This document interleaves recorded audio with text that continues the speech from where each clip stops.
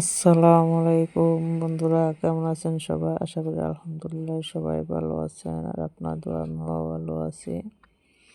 আজকে ভিডিওতে কি কি রান্না করব জানতে হলে দেখতে থাকুন পুরো ভিডিও শেষ পর্যন্ত। তা বন্ধুরা, ইতিমধ্যে দেখতে আছেন আমি কাঁচকলা কেটে ধুয়ে সুন্দর করে নুন হলুদ মিশিয়ে এখন ভেজে নেওয়া হচ্ছে। দেখতে থাকুন পুরো ভিডিও শেষ পর্যন্ত, আর প্লিজ একটু সাবস্ক্রাইব করে পাশে থাকা বেল আইকনটা বাজিয়ে নেবেন, লাইক শেয়ার কমেন্ট করবেন অবশ্যই। আর দেখেন, সাথে আলু দিয়েছে, আলুটিও ভাজা হইতেছে, কাঁচকলা ভাজা হয়ে গেছে, এখন আলু ভাজাও হয়ে এসেছে। কিছু মরিচ ভেজে নিব, এই যে কলা সিদ্ধ করে নিয়েছি এগুলো বেটে বাগার দিব, এই জন্য এখন তেল দিয়ে পেঁয়াজ দিয়ে রান্না করা হবে।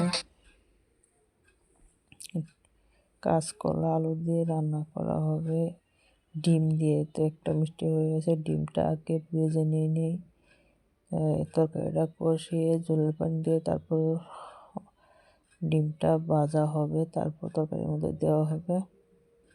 দেখতে থাকুন পুরো ভিডিও শেষ পর্যন্ত। দেখেন তরকারিটা কষানো হয়ে এসেছে, এখন আলু আর কাঁচকলা ভাজা দিয়ে কষিয়ে নিব।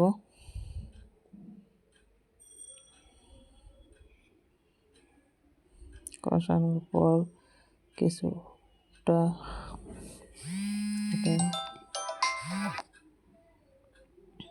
ডিম ভেঙে তারপর তরকারিটা নামিয়ে ভেজে নিব।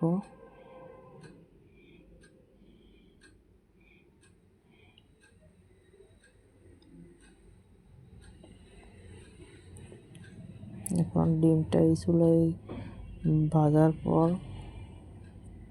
সুন্দর করে ভেজে কেটে দিয়ে দেওয়া হবে কলার উপর দিয়ে ছড়িয়ে।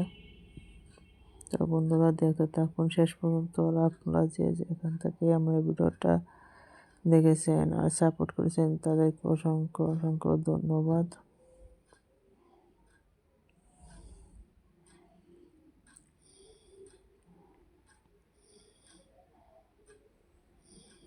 ভিডিওটা দেখে ভালো লাগলে একটা লাইক সাবস্ক্রাইব করে যাবেন।